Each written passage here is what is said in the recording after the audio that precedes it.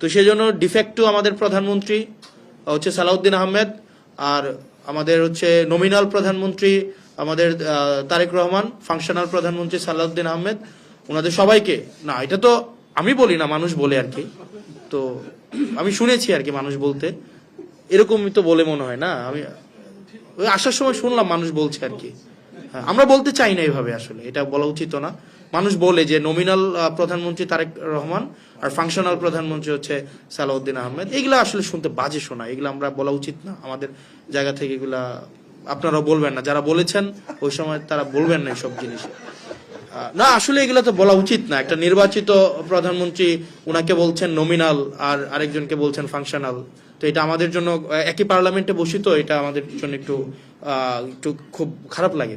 তো যাই হোক, আমরা চাই রাষ্ট্র নেশন কিছু আমাদের থেকে পাক, আর প্রতারিত না হোক। আবার প্রতারিত হইলে আবার একটা আমরা মানে একটা খুব বাজে একটা পরিস্থিতির শিকার হবো, এটা আমরা চাই না। এখন সমস্যা হয়েছে, আমরা ক্ষমতায় থাকলে, ক্ষমতায় আসলে আমরা যেই কালাকানুন বিএনপির 31 দফার মধ্যে আছে কি সংস্কার পরিষদ গঠন করা হবে। গতকাল বলা হইতেছে যে সংবিধান সংশোধন হয়, সংবিধান রহিত হয়, বাতিল হয়, কিন্তু সংবিধান সংস্কার হয় না। সংবিধান তখনই সংস্কার হয় যখন বিরোধী দলে থাকা যায়, অথবা যখন হচ্ছে রাস্তার মধ্যে নামা যায় না, যখন হচ্ছে বিদেশে পালাই থাকতে হয়, তখন অবশ্যই সংবিধান সংস্কার করা যায়। কিন্তু যখন সংখ্যাগরিষ্ঠ নিয়ে আমরা আবার হচ্ছে সংসদে আসবো, তখন আবার সংস্কার করা যায় না। দুদকের স্বাধীনতা আমার তখনই লাগবে যখন আমি বিরোধী দলে থাকবো। হিউম্যান রাইটস কমিশনের স্বাধীনতা আমার তখনই লাগবে যখন আমি বিরোধী দলে থাকবো। আমি সরকারি দলে আসলে আবার অবশ্যই এটা লাগবে না। মানে এই যে মনস্তত্ব নিয়ে আমরা আবার হচ্ছে কোন অন্ধকারের দিকে যাচ্ছে, এটা একটা অন্ধকারের দিকের যাত্রা। এবং আমার হচ্ছে আমি যেটা আমার ইনফার করি যেটা, সেটা হচ্ছে যে এই সিদ্ধান্তটা এটা ইজ কামিং ফ্রম সামহার এলস, যেটা আমরা আসলে এটা নৈপথ্য থেকে, এটা আমাদেরকে আসলে এখন আমাদেরকে ভাবতে হবে, এটার ভিতরে আমাদেরকে যেতে হবে যে এটা আসলে সিদ্ধান্তটা কোন জায়গায়। আমরা ডক্টর মোহাম্মদ ইউনূসের সময়, আমাদের আওয়ামী লীগের সময় আমরা জানতাম সিদ্ধান্ত শেখ হাসিনা নেয়, ডিভোর্সের সিদ্ধান্ত শেখ হাসিনা নেয়, এখানে হচ্ছে পারিবারিক কলহ সিদ্ধান্ত শেখ হাসিনা নেয়, মানে সবকিছু, মানে একদম রাষ্ট্রের একদম টপ টু বটম সবকিছু সিদ্ধান্ত শেখ হাসিনা নেয়। অর্থাৎ আমরা ডিসিশন মেকিং সেন্টারটা আমরা জানতাম। ইউনূসের সময় এসে আমরা একটা সিদ্ধান্তহীনতায় দেখলাম আসলে সিদ্ধান্তটা কে নেয়। এটা কি মন্ত্রণালয় থেকে সিদ্ধান্ত হয়, ডক্টর ইউনূস সিদ্ধান্ত নেয়, আর্মি চিফ সিদ্ধান্ত নেয়, নাকি হচ্ছে ওই যে কি ডিপ স্টেট সিদ্ধান্ত নেয়, কে সিদ্ধান্ত নেয়, সেটা নিয়ে কিন্তু আমাদের একটা কনফিউশন ছিল। ঠিক একই ধরনের কনফিউশন কিন্তু এখন আমাদের তৈরি হচ্ছে, সিদ্ধান্ত কে নেয় মূলত। প্রাইম মিনিস্টারের যেই হচ্ছে জেস্টার, তার যেই ধরনের সোশ্যাল মিডিয়া স্ট্যান্ড, তার যে পিয়ার স্ট্যান্ড, এটা এক ধরনের মেসেজ আমাদেরকে দিচ্ছে। আবার সংসদে তার উপস্থিতি এক ধরনের মেসেজ দিচ্ছে, তার অ্যাক্টিভিটি এক ধরনের মেসেজ দিচ্ছে, তার মিনিস্টারদের অ্যাক্টিভিটি এক ধরনের মেসেজ দিচ্ছে। এই যে ধরেন বিভিন্ন ধরনের মেসেজগুলা, আসলে এটাকে একসাথে যদি আমরা করি তাইলে না মানে খুব সুখকর কোনো ধরনের মেসেজ আমরা পাই না। তাহলে আসলে সিদ্ধান্তটা কে নেয়?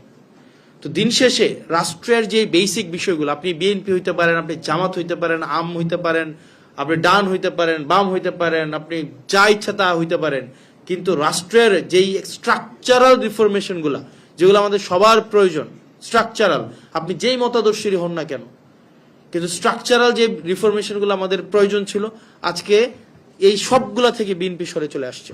কারণ তাদের মেজরিটি আছে। মেজরিটি তো আমরা যতবারই মেজরিটি হয়েছে, ব্রুট মেজরিটি সবসময় আমরা দেখছি রাষ্ট্রের বিপর্যয় ডেকে নিয়ে আসছে। 96-এ একই কাজ করছে, তত্ত্বাবধায়ক সরকার নিয়ে করলো, 2004 সালে একই ঘটনা করলো। এখন আওয়ামী লীগ তো মেজরিটির আমরা হচ্ছে দেখলামই, আর এখন আবার আমাদের নতুন করে শুরু হয়েছে। তো সেই জায়গা থেকে আমরা আসলে কি কারণে এই 2024 হয়েছিল, এটা হাসিনা তো ব্যক্তি না, এটা একটা আইডিয়া, এটা একটা সিস্টেম, এটার মধ্যে দিয়ে যে কেউ হাসিনা হইতে পারে।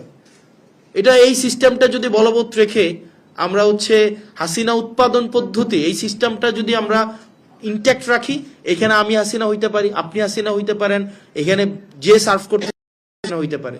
এটা একটা ক্যারেক্টার, অনেকগুলো ক্যারেক্টার মিলাই হচ্ছে হাসিনা। এটা তো কোনো হাসিনা, এটা সিঙ্গেল এন্টাইটি না, এটা অনেকগুলো আইডিয়ার একটা সমষ্টি হচ্ছে হাসিনা। তা আবার যদি এই সিস্টেমটাকে আমরা টিকায় রাখি, আবার তো আমাদের মধ্যে আবার কোনো না কোনোভাবে হাসিনা আবার পুনরুৎপাদন হবে। তো সেই জায়গা থেকে আমাদের এই বেসিক জায়গাগুলোতে, আপনি বিএনপি করেন ফাইন, আমার কোনো ইস্যু না, আপনি জামাত করেন ইস্যু না, আপনি এনসিপি করেন ইস্যু না, আপনি ডান করেন আমার কোনো ইস্যু না, যতক্ষণ না পর্যন্ত আপনার মত আরেকজনকে চাপাই দিচ্ছেন, আরেকজনের উপরে বল প্রয়োগ করছেন। তো সেই জায়গা থেকে আমাদের এই স্ট্রাকচারাল জায়গাতে আমাদের হচ্ছে এক হইতে হবে এবং এটাকে আমাদের বাস্তবায়ন করতেই হবে। আর ক্ষমতাসীন দল যদি এই মেজরিটির বড়াই দিয়ে আবার পিছনে হাঁটে, তাহলে জাতি আবার পিছাই যাবে, আবার এই 24 আবার হচ্ছে এটাকে পুনর্মঞ্চায়ন করতে হবে। এটা কোনো না কোনো জায়গায় এটার আবার প্রস্তুতি চলছে, আবার হবে কোনো না কোনো সময়। এটা হয়তো ওই 2017 বছর হচ্ছে আওয়ামী লীগ ছিল, এটা হয়তো 34 বছর হবে, না হয় 68 বছর পর হবে, বাট এটা হবে। এই যে স্ট্রাকচারাল চেঞ্জটা যেটা আটকাই দিচ্ছে, এটা বাস্তবায়ন হবেই হবে। এটা ভাবার কোনো উপায় নাই যে মেজরিটি দিয়ে এটাকে আমরা আটকাই দিব, এটার কোনো উপায়ই নাই। তো সেই জায়গা থেকে ক্ষমতাসীন দল যারা আছে তাদের প্রয়োজনে তারা 2024 সালের জুন মাসে, এপ্রিল মাসে, মে মাসে তাদের মনস্তত্ত্ব কি ছিল সেইটার লিটমাস টেস্ট অনুযায়ী তাদের আসলে সিদ্ধান্ত নেওয়া উচিত। নচেত আমাদের দেশটা আবার পিছিয়ে যাবে এবং আমরা দিন শেষে হচ্ছে ক্ষমতার ভাগিদার হয়েছে, আমরা সুবিধাভোগী হয়েছি। দিন শেষে সাধারণ মানুষ এখান থেকে আসলে কোনো উপকার পায়নি। এটা এই নির্বাচন, এই হচ্ছে আমরা ফেসিলিটেড হয়েছে, কিন্তু যারা রিয়েল হিরো এই এই এই এই পুরা স্ট্রাগলের, তারা কিন্তু দিন শেষে কিছুই পায় নাই। তারা একটা রাষ্ট্র চাইছিল, যে রাষ্ট্রটা হচ্ছে কি আর কাউকে বাসা থেকে তুলে নিয়ে হচ্ছে নাই করে দেওয়া হবে না। চিন্তা করেন একটা ফ্যামিলি, উনি জানে না ওনার হাজবেন্ডের জন্য উনি কি মৃত্যুবার্ষিকী পালন করবে নাকি উনি আবার ফেরার অপেক্ষা করবে। মানে এর থেকে বাজে ফিলিং আর কিছু হইতে পারে? মানে উনি কি কিসের জন্য দোয়া করবে? ওনার হাজবেন্ড, এটা গুম হওয়া একটা ফ্যামিলি, ওনার হাজবেন্ড নিয়ে গেছে, উনি কি মৃত্যুবার্ষিকীর জন্য, উনি কি ওই যেদিন নিয়ে গেছে ওই দিন কি উনি মৃত্যুবার্ষিকী পালন করবে, না উনি ওনার হাজবেন্ডের ফেরার অপেক্ষা করবে? মানে উনি জানেন না। মানে এর থেকে মানে বাজে ফিলিংস আর পৃথিবীতে কিছুই হইতে পারে না। প্রত্যেকটা অপরিচিত মানুষকে যখনই বাসায় হচ্ছে একটা টোকা আসে, কলিং বেল বাজে, সে মনে করে যে তার স্বজন ফিরে আসছে। মানে এই স্মৃতি নিয়ে একটা মানুষ, যে এখানে সবচেয়ে মানে আমাদের মানে অবাক হই, যারা সাফারার ছিল তারাই এখন হচ্ছে এক ধরনের এই এই সংস্কার কার্যক্রম, স্ট্রাকচারাল সংস্কার কার্যক্রমকে হচ্ছে এটা বার হিসাবে তারা আবার হচ্ছে এখন ভূমিকা রাখছে। সালাউদ্দিন সাহেব এটার হচ্ছে উনি নিজে হচ্ছে সাফার করছেন, তারপর হচ্ছে হুম্মাম ভাই সাফার করছেন, আরমান ভাই সাফার করছেন, এখানে ইলিয়াস আলীর হচ্ছে ওয়াইফ বর্তমান হচ্ছে অনারেবল এমপি, উনি সাফার করছেন। উনারাই এখন আবার এটার এগেনস্টে যাচ্ছেন। মানে এটা খুবই ডিসগ্রেসফুল আমাদের জন্য, জাতি হিসাবে ডিসগ্রেসফুল, আমরা জেনারেশন হিসাবে এটা আমাদের জন্য ডিসগ্রেসফুল। আমি এমপি হয়েছে কি লাভ হয়েছে বলেন? এই যে এই জুলাইকে কাজে